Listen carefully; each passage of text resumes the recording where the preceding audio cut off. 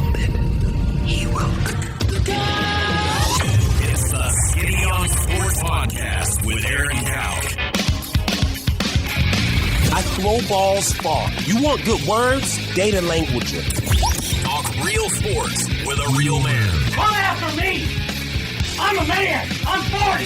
And now, here's the be-all, end-all, know-it-all of high school, college, and pro sports.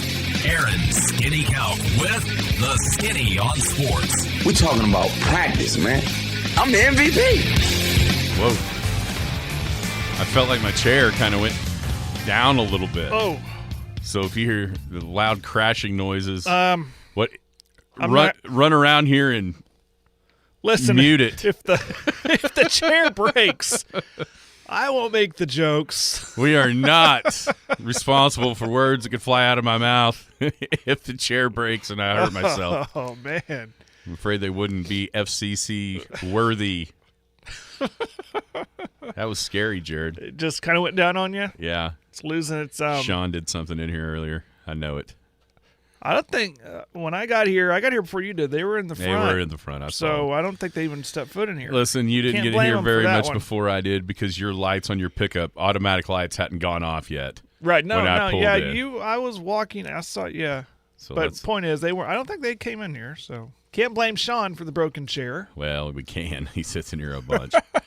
Welcome to the Skinny on Sports right here on 98.1 FM, the Sports Animal. Glad to have you along for the next hour. We got all kinds of things to talk about. High school hoops will be on the docket at 9:30. Big Elk head coach Sam Stevens will come and join us, talk about the upcoming season for his Elk City Elks. At the end of the show, we can talk about a whole bunch of things. We're going to start with scenarios for the weekend as it relates to the college football playoff, okay? So that's going to be the first segment until Coach Stevens gets here. If we don't get through all of them that we want to talk about, if you guys have some that we don't mention, fire them in. 225-9698 is that text line. And we can just kind of go through it, because tomorrow Scott will be here.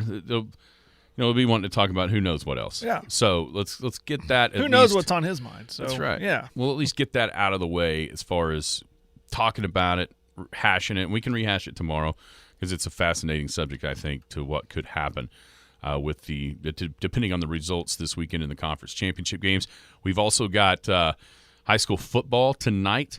Class 4A state championship game at UCO is this evening at 7 o'clock, Wagner and Blanchard. We can kind of discuss that a little bit. We got the Dallas Cowboys hosting the Seattle Seahawks. Can the Cowboys beat a team with a winning record? Here's what's crazy. If they beat them, it'll send Seattle to 6-6, so does that not count now? Because if Dallas wins? Seth Luttrell, I read a big old long article yesterday. It was written on a Georgia Tech fan site like a year ago, 2 years ago, when they were looking for an offensive coordinator and Luttrell had been fired at UNT. And it was in great detail, the offensive success that he had at his multiple stops. And I have a question to ask you and ask the listeners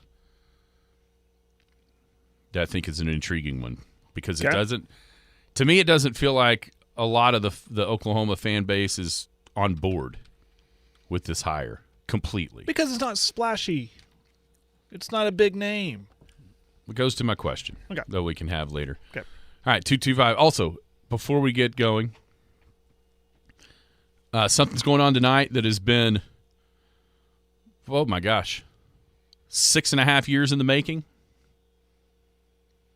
Since that fateful May day in 2017, May 16th, 2017, you know what that was? Yeah, down to the date. No, what? It's when the tornado hit the country club at Elk hit Elk City and by proxy the country club. So right tonight, all the members, the membership that is, I know it has to have been I know it was for what the position I was in, a painstaking thing to go through, the patience that everybody showed. We're going to have an open house for the membership to come check out. If you haven't been out there yet, check out the new clubhouse. So that is 5 o'clock to 8 o'clock. It's come and go, but I want to. Some people don't have the book of faces which is where a lot of the stuff kind of goes through out there. So the big boss gave me the okay, and here we go. So come on out 5 to 8 tonight for the members of Elk City Golf and Country Club. Kind of a members open house. Then starting tomorrow, I think it'll be pretty well kind of open for the month of December for people to come check it out. Cool. From around town, go eat. I started serving lunch Monday, so there's food service going. So we wanted to give the membership a chance to check it out first because they stood by us this entire time. Sure. As the thing was being built, still there, still strong. And so come on out and let's have it ought to be a fun celebration type of night out there this evening. All right, Jared. 225-9698 is the phone or the text line. I want to hear people's scenarios because I know I can come up with them in my own mind about who's going to be in the playoff after you see the rankings on Tuesday night. Then you can start to kind of guess. No team ever has been 7 or worse going into the conference title weekend and jumped into the top 4. So that would maybe signal bad news for Texas or Alabama. Ohio State at 6. They were the one team that did jump from 6 to 4 in the first season of the college football playoff when they jumped over TCU and Baylor back in 2014. Didn't end up winning the national title that year. Okay, so I'm going to start. Okay, here's the thing. OSU fans, don't get mad. Don't get mad at this because I'm in no way making some sort of pick on this game. But here's the thing. With these scenarios, we're going to assume Texas wins because if Texas doesn't, they're out. It's simple as that. It doesn't even matter. So it's not happening. In every one of these scenarios, Texas is not going to be brought up, but we're just going to assume they win because if they don't, they're not in the conversation anyway, okay? That makes sense? Simple enough. So we're assuming a Texas win on Saturday for this process. Right. Okay. So number 1, which would seem to be the cleanest version of this, the top 4 all win. That means Georgia, Michigan, Washington, Florida State all win their conference title game. Is it as cut and dried as it appears? Yeah, I mean, if all 4 win, they're all the remaining 4 undefeateds. They're all conference champs. That's as simple as it gets. Like I said yesterday, the only question is where do you put them? 1 through 4, and the real argument would be who's 1 and who's 2, Georgia or Michigan. Yeah, but I think that's pretty clear. At that point, I feel like Washington would definitely be 3. Yeah, Florida State would definitely be 4 because of the injury situation. But I hate to use this word, but you have to put them there because they're undefeated. But 4 would be comfortable because, well, okay, you're the 4th best team because your quarterback situation. But hey, congratulations, you went undefeated. You got a conference title. You're in the playoff. Okay. Yeah, so that's the easiest scenario. You don't see any chance because in that scenario, the only conversation that would be had would be between the possibility of Texas looking incredible again, as they did against Tech, and then obviously it would be them in Florida State because of the injury. Right, but I think there would be massive outcry of whatever if you put a 1-loss team over an undefeated. There'd be people going, then what's the point of playing 13 games, going undefeated, navigating the season? It's hard to go undefeated in a season. Yep. It's hard to do. What's the point of doing it if you're not even going to reward them for with the playoff spot? Again, cut and dry. This is the simplest scenario for these guys. You got 4 undefeateds. This is simple. This is simple. And I get the argument. I get it. So, but Texas win in Dallas, and you got a case here. But they can do whatever they want against OSU. If the 4 right here go undefeated, I'm sorry, Texas, you're probably going to rise to 5 and be on the outside looking in. Now we're Ohio State. Apparently, it's still in the conversation, which I don't know how real that is as we go through these. Listen, I'm going through these scenarios. I'm not even considering them. I don't really have them in my mind either. Even though they're ahead of Texas and Bama right now, I really don't have them as a viable option. Even in the chaos scenario, I just don't have them as an option. Because at what point can they be over Michigan? They Right. can't. No. Right? No. Okay, anyway. Wins should matter. Losses should matter. Yeah, that's a Head-to-heads should matter. Okay, so let's go to the first one. I think you're right. And this last scenario is a nightmare. Yeah, I know. I think I know it's the best one. I do think you're right as far as what would happen if the 4 teams won. All the undefeateds are there still standing on Sunday. I think you're right as far as what will happen. I'm not convinced that that's what should happen. And I'm just and I'm the one that's carrying the Florida State flag going, hey, they got an unbelievable defense. Let's not just worry about the quarterback thing, right? Yep. Okay, so the next one. Georgia wins, Florida State wins, Michigan wins, and Oregon wins. Georgia wins, Florida State wins, Michigan wins, and Oregon wins. I have it, and I even put it 1 through 4. I even seeded them. Is that all right? That's fine. I have it, and I'll go 1 through 4. Of course, this computer is about to go through the window, and I don't care if it's raining today. It just So you would have bumped me off. I'm going to guess you would have Georgia, Michigan. Yeah. Okay, there we go. Georgia, Michigan, Florida State, Oregon. So in that scenario, the only I might switch those last two. in that scenario the conversation would be No, I can't switch those last. I think undefeateds matter. Go ahead. I'm sorry. the conversation would be between Oregon and between Texas. Yeah. Yeah. Oregon in the But here's the thing, is your quality of opponent. Sorry, OSU, but Washington's better. Okay, is a neutral site win against Washington a better win than going to Bama and winning? Had to do that, did you? I mean, you realize I know. if you compare it, there's 2 teams whose resumes really kind of stand above everyone else's right now, especially in the one loss category. And those 2 teams are Alabama and Texas. Mm-hmm. As far as quality wins, all of a sudden we got quad 1 wins in football, like we've had in basketball all these years. Yeah. Ranked wins. Texas and Bama really kind of stand out above everyone else at this moment. Now, their resumes aren't complete.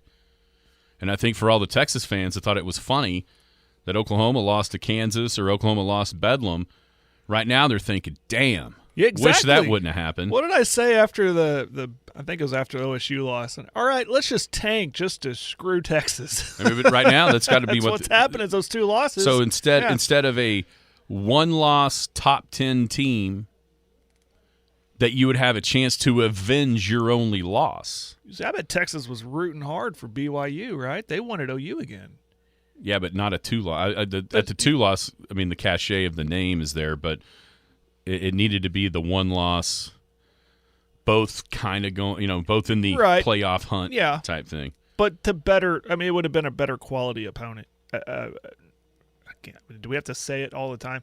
We're not saying OSU is lesser a quality. This year clearly wasn't the case, but 2-loss OU, 3-loss OSU. Then there's the name of it. The sticker on the side of the helmet matters. It would definitely help them, right, if it was OU there this Saturday? A 1-loss would. I don't know if the 2-loss OU would. The Bama thing, I mean the BYU losing last week or beating OSU last week, I don't know how much number 12 Oklahoma helps. Yeah. Top 10 1-loss Oklahoma, which if you look at the way the committee has done this, they've put people in order. Of course, they didn't when OU had 1 loss. Even though they had beaten Texas, they kind of had them slotted behind a little bit. But I do think that it's something to talk about. The quarterback thing, getting a text from Tyler. Do you compare the Florida? He's comparing Florida State's quarterback issues with, say, Alabama's quarterback issues from the start of the year. Mm-hmm. Well, my thing about this is the quarterback that's playing great for Alabama right now just didn't play good against Texas. It's the same guy. It's not like they changed and took off. Good against Texas. Who did they play? South Florida. He didn't even play. He didn't play against South Florida. He was benched. Yeah. And then I think he might have come in and started the next game. May have been Saban's way to show, hey, these other 2 aren't ready. Milroe's the man. And now, Well, I think it had another. I think it was a win-win for Saban because he showed Milroe your job isn't safe just because I named you quarterback QB1 on week 1. yeah. Just kind of light a fire under me. You still got work to do, son. Yeah, watching those guys play against South Alabama probably told him, you know what, I'm the best one of these. Of Yeah, this that lot. helps too. But I understand the idea. It's not apples to apples though, because one guy literally isn't there. The other guy just played like crap. And there's the argument for. I mean, we'll get to Texas Bama. We just haven't gotten there. Just hang on. We're getting down the list. So you'd have Oregon over Texas in that scenario. I would. I think that's what would happen, but once again, I don't think that's what should. The history. The quality loss thing is such a joke. How about it's like the only time quality loss is brought up in these conversations by the committee is when they look and think a team is better than another one, but they don't have any wins to justify that thought. So they go, oh, well, it's a heck of a loss. Yeah. Because it's obvious that they think Oregon is better than Texas. Mm-hmm. Their eyes tell them Oregon is better than Texas, but they can't point to any specific win that Oregon's got because Texas won at Alabama. Right? I mean, Texas has beaten ranked teams throughout the season. Oregon hasn't. Right. And so you go, oh, but they got a better loss. Like it's like the last thing. It's like some sort of fake trump card that they pull out. The committee does. It goes, I mean, when they ask that question about strength of schedule, which Texas is way higher than Oregon's, the dude from the committee started saying, oh, yeah, but Bo Nix has completed 78% of his passes. Who cares? That's not what we're asking. But I think you're right. I think that's the way it would go. I think Oregon is clearly slotted in their minds above Texas. I'm also right now. using history when this committee picking these 4 teams, the recency bias. There's a lot of recency bias, I think.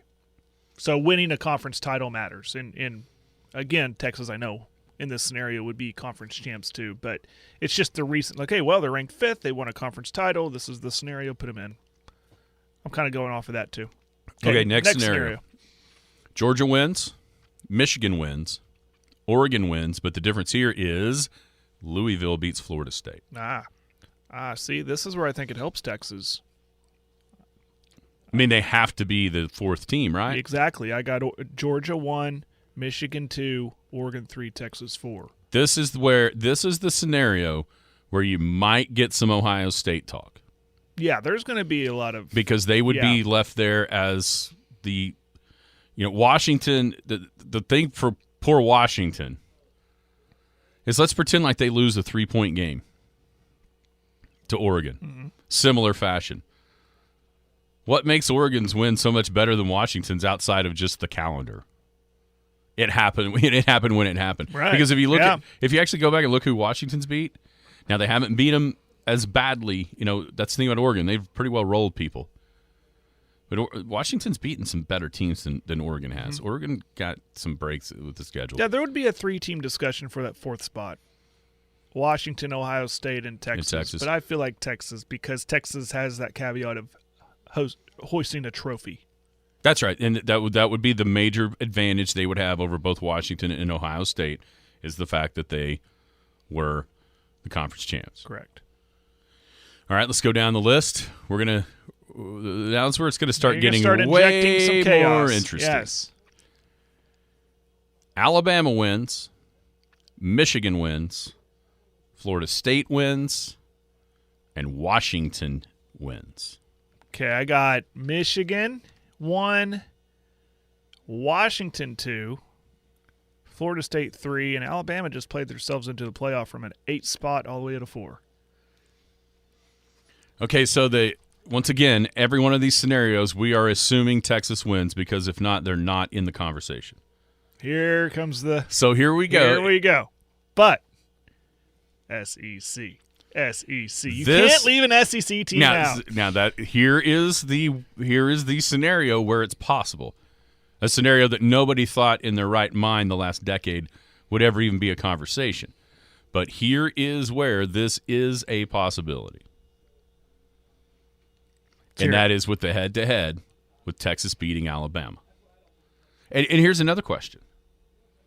So if head-to-head doesn't matter because it's a long time ago or whatever, Are you let's say it's like an overtime thriller, like the national title game was a couple of years ago when Tua hit Devontae Smith to win the game against Georgia in the championship game back in 2017, right? Let's say we have that repeat of that game. Okay. So you're telling me a team that just had a 29-game winning streak snapped in overtime of a conference title game, who was also the back-to-back national champions, just gets tossed by the wayside?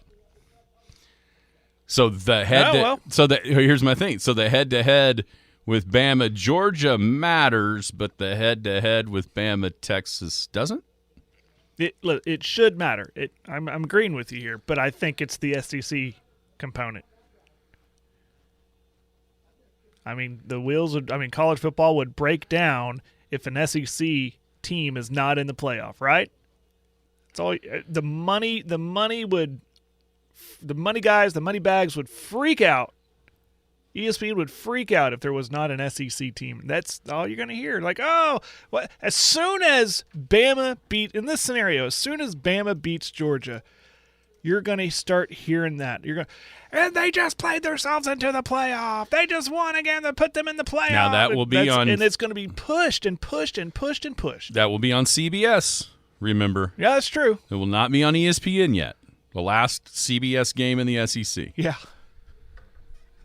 That is true, too.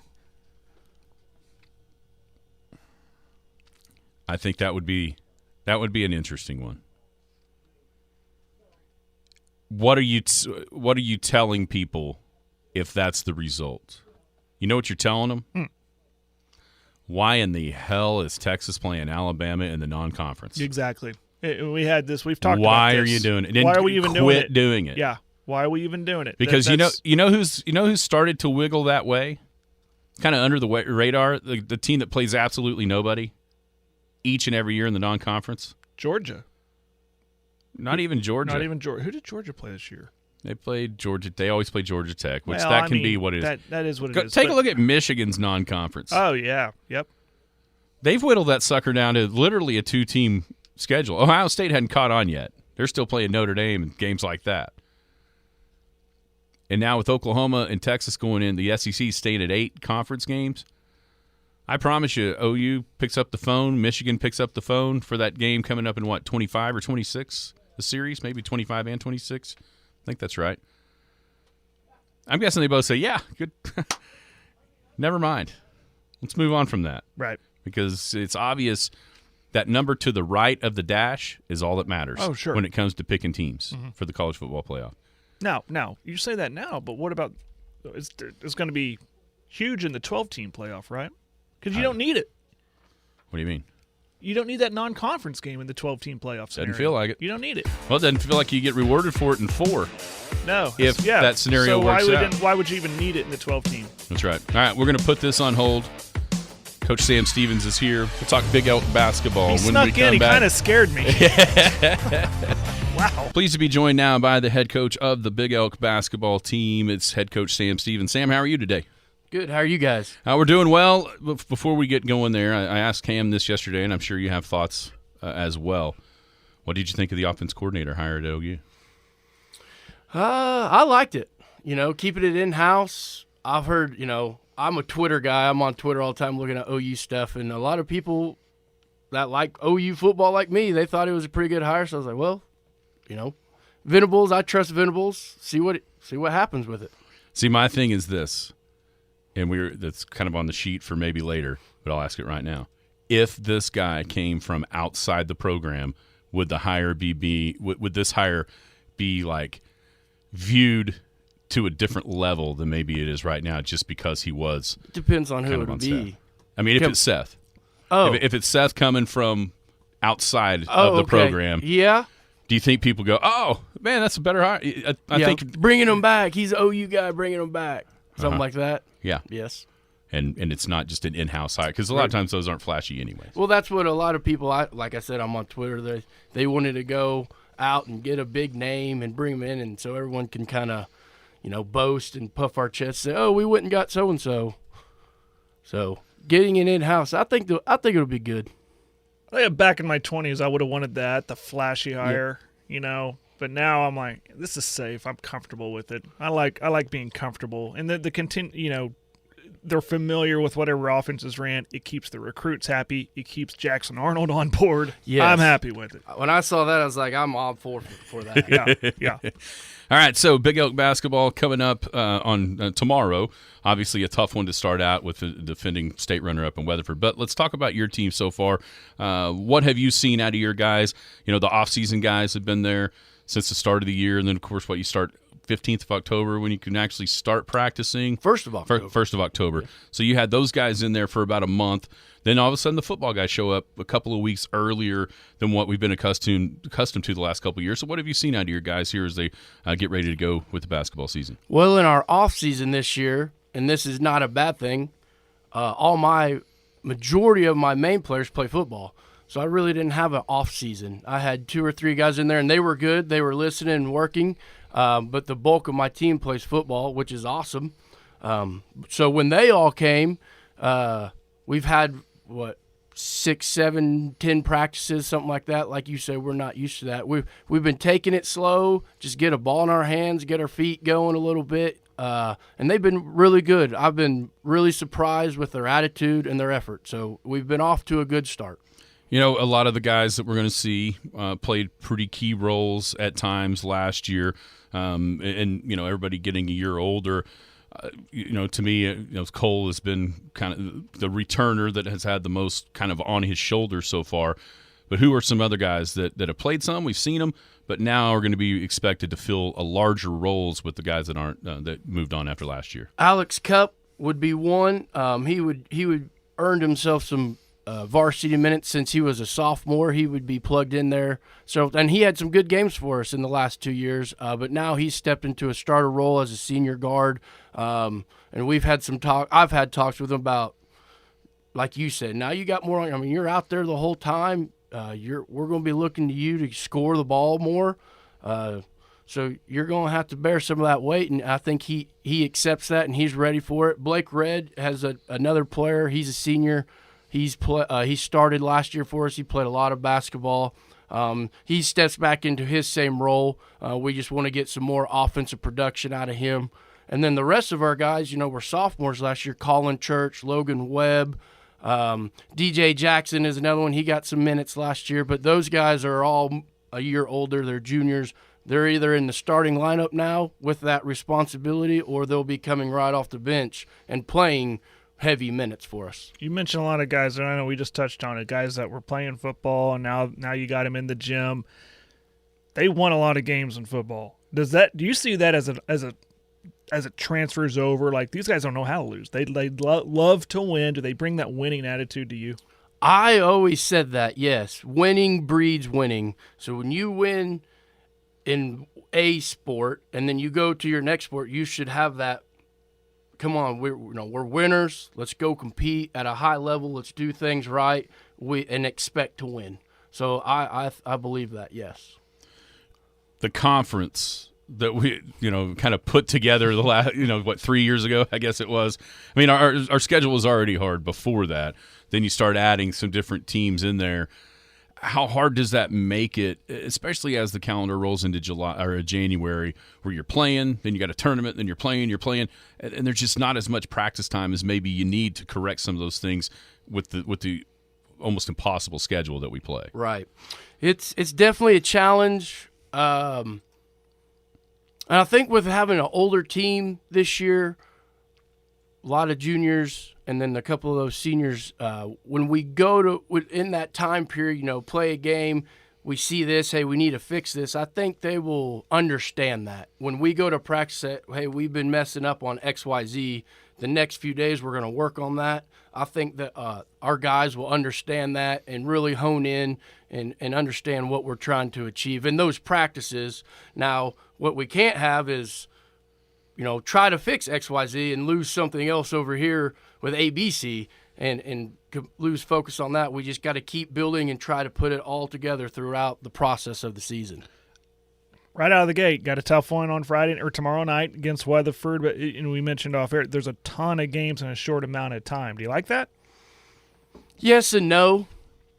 Sometimes depending on your teams, like I think this year's team, it'll be good for us because we need to play. Because, like I said, a lot of those guys did not play varsity last year, so now they're stepping up in the starter roles and coming off the bench for us. So it's good to get that many games under our belt before Christmas so they have that experience instead of, being in practice and practicing them and saying, hey, you're going to be doing this, you're going to be doing this. We'll just throw them in the fire and say, you're doing this now. I will coach you and get you comfortable.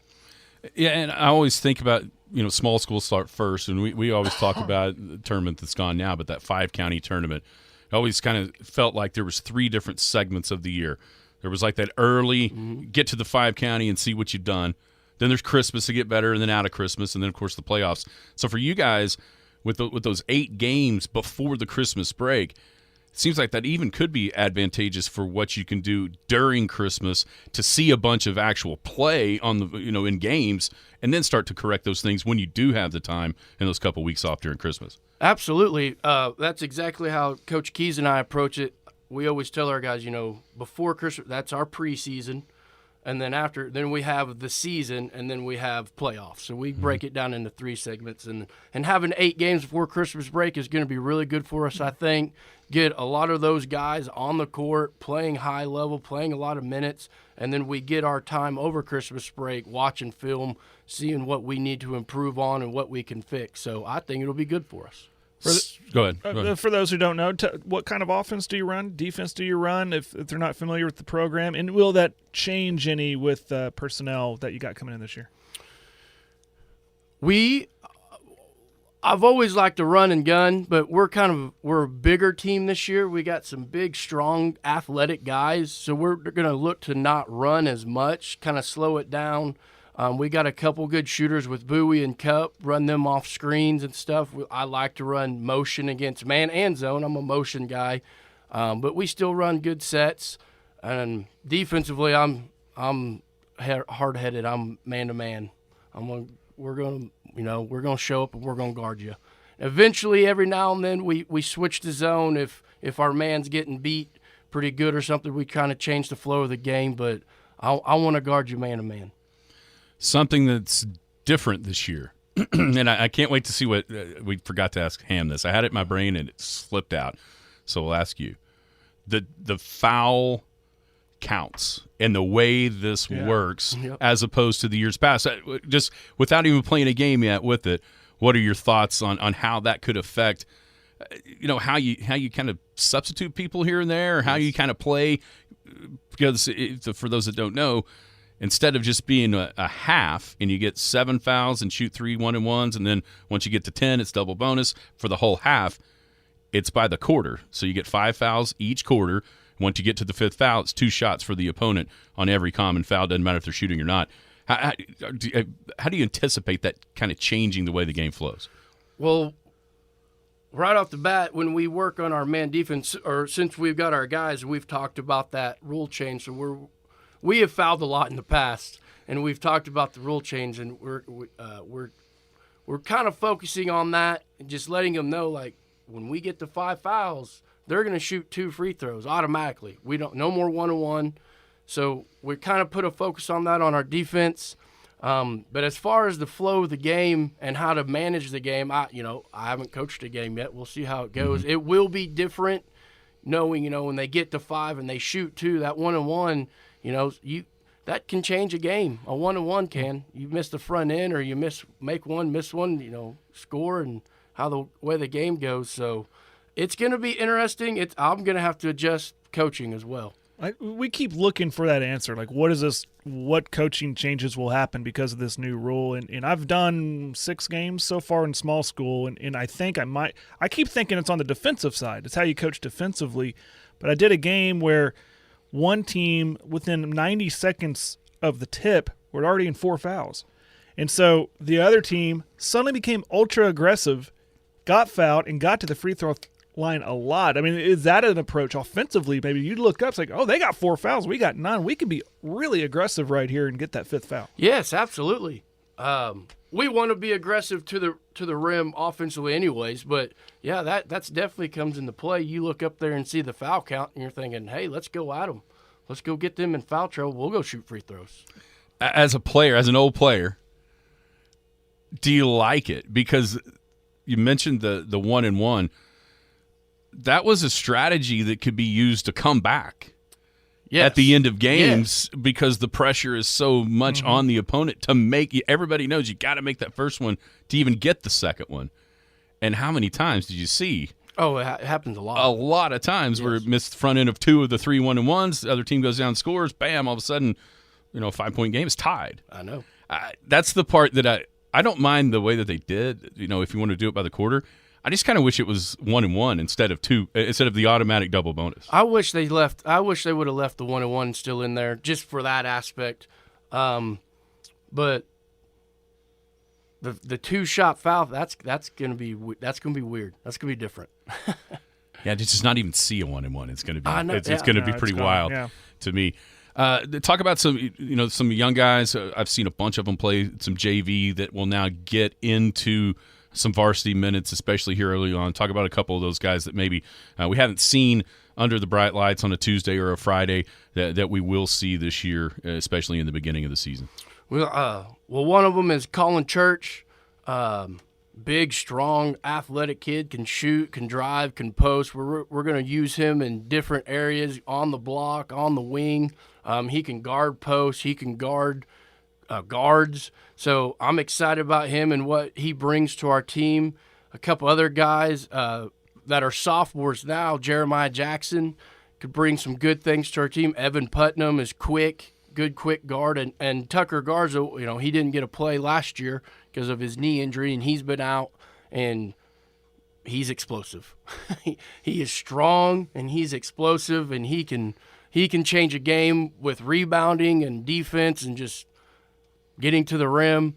I mean, he can change a game with his athleticism. Now, does he shoot at lefty? No, he shoots right-handed. Does he shoot? I was say because I'm trying to think if we've had a team that had 2 lefties. Kind of both. But he will be in or around the rim. I mean, he'll be in the paint. He'll be shooting around there. Yeah, it seems like with the guys that we all see them on the football field, what you're lacking in maybe straight up height, you're not lacking in shoulder width and strength. Right. Even Damon Jackson, he's another one. He doesn't play football for us. I wish he would, but he's another big body. Colin's a big. Logan Webb, strong. I know he's our quarterback, but he is strong. And so we got some new things we're going to try with that personnel. Kind of bang down low, get the ball down low to those guys because they're crafty too. You get them the ball around the rim, they're smart. They got good footwork, and they like to bang. We talked about that the first couple practices. We're going to put some things in, and I explained it to them. You could see their eyes like, okay, I like that. We're going to send you down low and let you bang, and they're like, okay, I can do that. Very good, man. I can't wait to get started tomorrow night, 8 o'clock-ish, depending on how the girls' game goes. The Elk City Elks and the Weatherford Eagles, and then, man, it's a sprint to the 16th. You got this Friday, home opener next Tuesday with Clinton in town. We go down to Childress for 3 or 4 games over the weekend, next weekend, and then back.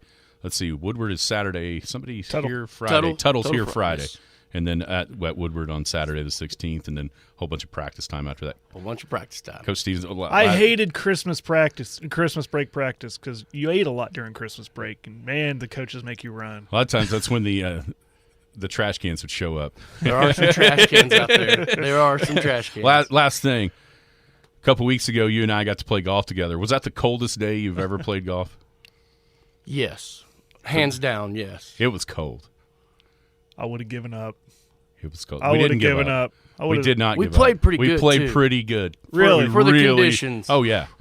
We played very well. Considering the conditions, we played very well. We did. And it was a good day. And it was for a good cause, for our baseball boosters. It was a good time. I would have won. I just would have stayed in the golf cart the whole time. By far, the worst part of that was sitting around watching Kansas beat OU. Yes, that was That's what we got that done. day. Yeah, it was. That was a bad day. Coach Stevens, thank you, man. Enjoyed you guys. Appreciate your time. We'll see you tomorrow night over in Weatherford. Appreciate Coach Sam Stevens' time. Looking forward to seeing the Big Elks this year improve under his watchful eye. And it's got some guys back, and it ought to be a fun team, an athletic team out there for the Big Elks. It's probably I don't know, one of the two toughest openers you could possibly have in 4A tomorrow night with Weatherford. Maybe Douglas would be the other team you wouldn't want to see right off the bat. But, also maybe a little bit of a measuring stick to where you're at or, where you want to get to when you consider what the Eagles bring back. I'm going to guess, you ask any coach, would you want the state runner-up or a team that went 2-28 last year? I think you'd want to play the team that's really, really good. Yeah, I think you'd rather have 2-28 right off the bat, and then maybe here. I mean, teams change. And then, you'd probably rather start with Clinton and play Weatherford Tuesday, right, as opposed to the other way around. But and I know Weatherford turns everybody. They're the favorite. They're really good. Supposed to be really good. I expect them to be really good. Yeah, but first game of the year, who knows what could happen? Yeah, who knows? And it's also maybe I didn't want to ask Coach Stevens this, but maybe they pull out the Anadarko scenario. Maybe they. I wasn't dare going there. I wasn't going to dare. He's go not there. going to do that. I wasn't going to dare. A good thing. There's a good thing about this year's broadcast versus last year's is not having to figure out a way to fill the time for the poor people on the radio listening to that. Oh man, if that does occur, but we'll see what happens. Tomorrow it's a tough one, but and that's actually one I'm looking forward to. Let me see when that is. I have the schedules pulled up here. Weatherford Anadarko. Yeah, when's the first time they play? December 19th, and it's at Anadarko. Oh, before Christmas. Yeah. So and they are actually in the Tournament of Champions during Christmas break, right after at Christmas, Tulsa. up at Tulsa. Yeah, but they get Anadarko there on the 19th. I hope they play Dale. That would be something else. That would be because Dale has kind of pushed themselves up there as maybe one of the best teams in the state, regardless of class. They won the tournament champions last year. Yeah, they're in that conversation. Edmond North. Is it screaming day outside the studio door? It's what happens when you can't hear. You talk louder. I guess. We got 3 hosts today of the Skinny on Sports. We just had to drown the other one out. Got the chair breaker and us 2. How about let's go through some more scenarios? You want to talk about the football game? It's your show. Go ahead. What do you want to do? No, seriously. You want to talk about the Dallas game? You want to talk about the high school game? Let's start with high school and go to Dallas because there is a game tonight, and it's in 4A. There's a lot of interest here. Wagner versus Blanchard. There's my dark horse. You keep on calling it. Can number 3 really be a dark horse? Well, when everyone was saying Wagner and Poto all season long, and there's I'm going to go ahead and have to call it an alternative, not a dark horse. A dark horse would have been like Salisaw. Or a Clinton. Or yeah. Somebody outside the top 5 all year. Yeah. But your alternative to Poto was Blanchard. I thought Blanchard had a shot where they were on the side of the bracket and all that stuff. And there they go. They went and beat Poto 26-14. Yeah, had a defensive touchdown. Man, they score. I didn't see how it went. I just looked up the score and go, whoa. They had a defensive touchdown. Back earlier in the district schedule, they beat Tuttle without scoring on offense. They scored 20 points all in the second half, all non-offensive touchdowns. They've always seemed to have been a team that scared you with special teams. When you'd start watching somebody else out of District 2 that you might be playing in the playoffs, it seemed like Blanchard was scoring a kickoff or punt at times. It doesn't feel like they have much of a chance because of the way Wagner's been all season long and the guys that they have on their team. But you know who else didn't have a chance last year at this time if we'd have been talking about it? No, that'd be Cushing. Wagner. Wagner. Yeah, Wagner had zero chance either. So it begs the question, is this the same scenario here? Everyone's picking Wagner. Does Blanchard have a chance? No one's talking about him having a chance. What do you think? I think you willing to go there? The quarterback, Cooksey, is a fantastic player. Coach Craig always has him coached up.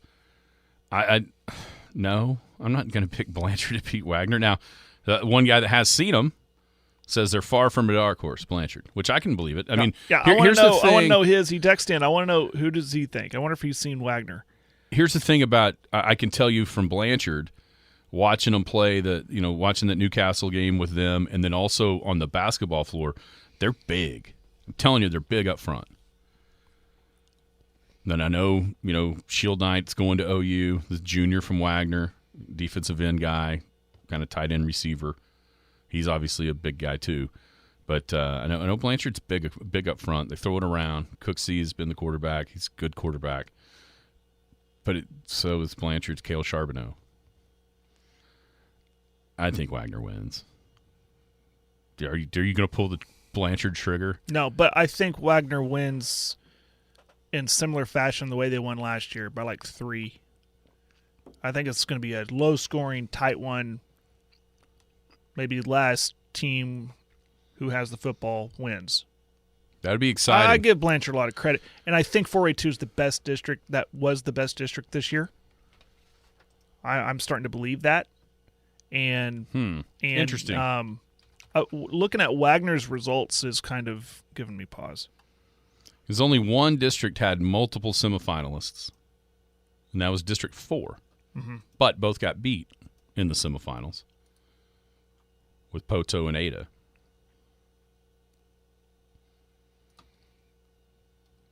What's giving you pause about Wagner? Well, I mean, the what was it early in the 15-14 win over Cushing, and they kind of gave up 23 against Catoosa. They kind of all season long, at least by AP standards, was kind of between 1 and 2. I don't know. Everything you're saying about Blanchard has given me hope. 129-14 in the playoffs. Yeah, they've turned it on in the playoffs. They gave Ada no shot. No chance. No. So here you go. Wagner's really good, but it won't be by much. So more on the lines of your thinking for tonight. Yeah, I could see like a 27-24, 24-21 final. Wagner. Yeah, I could see it being like 10-7. Oh, really? 14-10. Yeah. I mean, just if Blanchard gets in the 20s, Wagner's allowed more than 14 once. And it was 54-23, and you have no idea, basically wrapping up the district that night, you have no idea how that game, did Wagner get up 54-0 at halftime and just set everybody? Yeah. I think if somebody gets in the 20s, that's a good sign for Blanchard. Like, if they both get in, I should say. If somebody gets, that doesn't really matter. But if Blanchard gets in the 20s, I think that's a good sign for them. That they can be right in that game. I just don't know if they'll get there. But that's why they play. Once again, no one last year would have given them any chance. No. Wagner, that is, against that Cushing team that we saw. Yeah. No one would give them a chance. And plus, Wagner lost to Cushing 40-0 in the regular season. Right. No one was giving Wagner a chance. Coach Condit, that program, they're that kind of the next one. Them and Bixby, they're flying up that all-time chart of state titleists, climbing up that, trying to climb up to Mount Rushmore to join Clinton, Ada, Jinx, and Carl Albert. What about that one? That's the game, right? The one that everybody wants to watch. The 5A game. Yeah. Carl Albert and Del City. Yeah. I might have to renew my subscription to that other streaming service just to watch that one. 1:00 Saturday afternoon. You know what? No, it won't. I got better plans at 1:00 on Saturday afternoon. But I will be paying attention to it on the Twitter sphere. I wonder if our buddy has a game. Surely he does. I mean, that would be the wrong way to go out, not letting him be up there. Surely somewhere. Hopefully it's that one. Surely he is. He does. Hopefully it's that one. Has he ever shown you that play? Speaking of Carl Albert in the state title game. Yeah, I've seen it. I think With Bishop McGinnis? Yes. When they kicked the Carl Albert guy, blocked it and caught it and ran it back. Yes. One of the most unbelievable plays of all time. Yeah. All right, tonight the Dallas Cowboys get a chance to beat a team with a winning record. Of course, if they beat them, then Seattle will go down to an even record, so Dallas probably won't get any credit for beating a team with a winning record. But quietly, and for good reason quietly, Dallas is, 8-1 against teams with losing records, 0-2 against teams with winning records. 3A is what he's got. Got you. That's a good That'll one. be a good one, That's too. a good one. Lincoln and Heritage. So the Cowboys, I mean, this could be the first time they beat a team with a winning record, with Seattle coming into town. Very, very quietly, you know who's playing great football? That'd be Dak. Dak Prescott. Yeah. Nobody's going to say it out loud. Some have. The ESPN shows are starting to kind of mention you know him. You know what else they're doing? They're actually giving McCarthy some love with his play calling. I would slow down on that a bit. I saw it just this morning, right before I walked in here.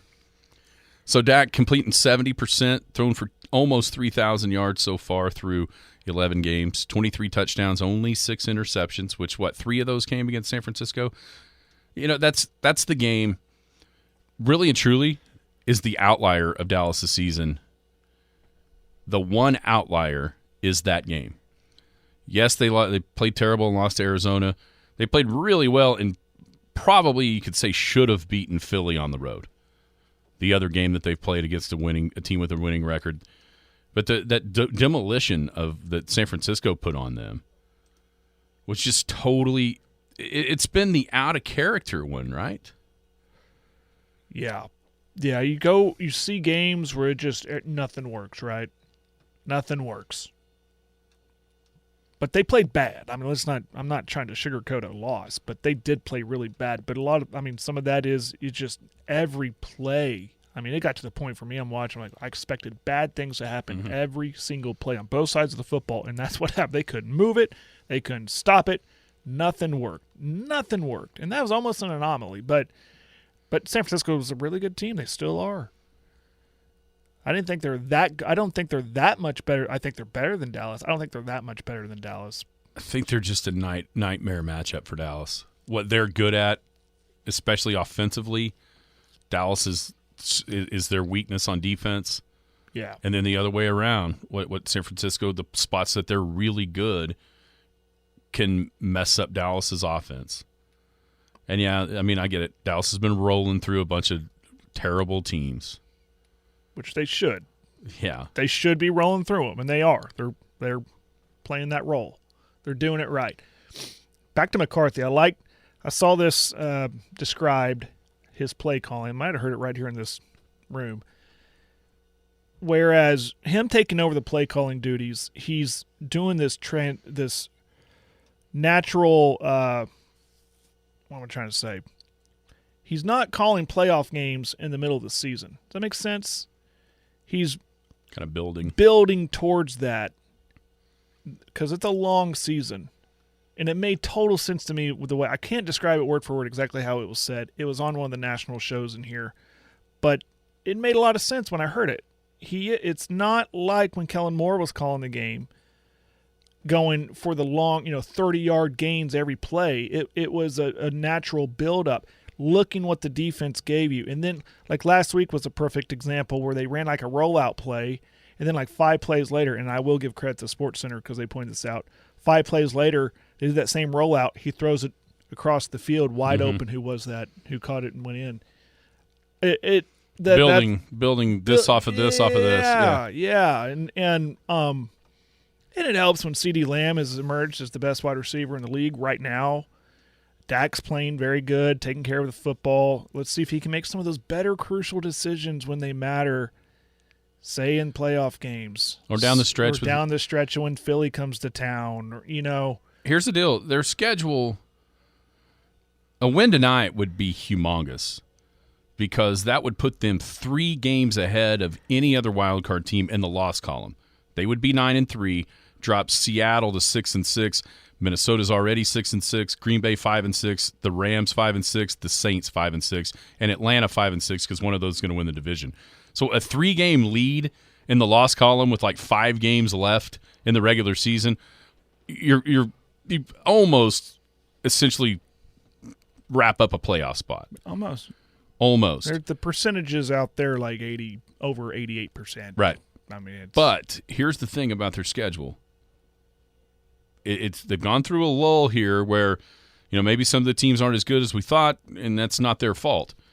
But starting tonight, you've got 6-5 Seahawks, the Eagles, obviously the best record in the league, at Bills, at Dolphins, home against Lions. Okay, Here's your chance if you're Dak and you're wanting to establish yourself or prove that you do have some sort of MVP aspirations. It's right here. I mean, because we do live in a world where coming off next Sunday night, hosting the Eagles, there is a world where Dallas could be the leader in the NFC East at that point. But can they hold it from there? Right. Because at that point, you will have won 5 in a row and needing to win end up 9 in a row to hold on to that lead. The division's probably over because that's asking a ton to get done, but that does exist to where they can be right there tied at the top. Here we are talking about their offense, and, man, that defense. Once again, the outlier. Parsons is awesome as usual. It looks like he will play tonight. I guess he had some kind of a stomach thing on Tuesday. And then, Bland. Diggs who? Yeah, well, no. I'm sitting here going, what would what you if do you had Zig, they'd be. if Deron Bland was your nickel corner? Yeah. Oh, my goodness gracious. But, man, Deron Bland is absolutely amazing. Setting records. What do you think? Pick 6 tonight? No. Surely not. Surely not again. I do think Cowboys going to win, though. I do, too. I think it'll be I won't say 2 touchdown. I'll say 2 score. I mean, they have killed people at home. They are really good at home. They have killed people at home. And in prime time? 30-10, 38-3, 43-20, 49-17, 45-10. That's their home wins. Everybody have a great Thursday. You've been listening to the Skinny on Sports podcast with Aaron Cow. Be sure to hit that subscribe button to get alerts of when the latest podcast is available. Thanks for listening. That ball is blistered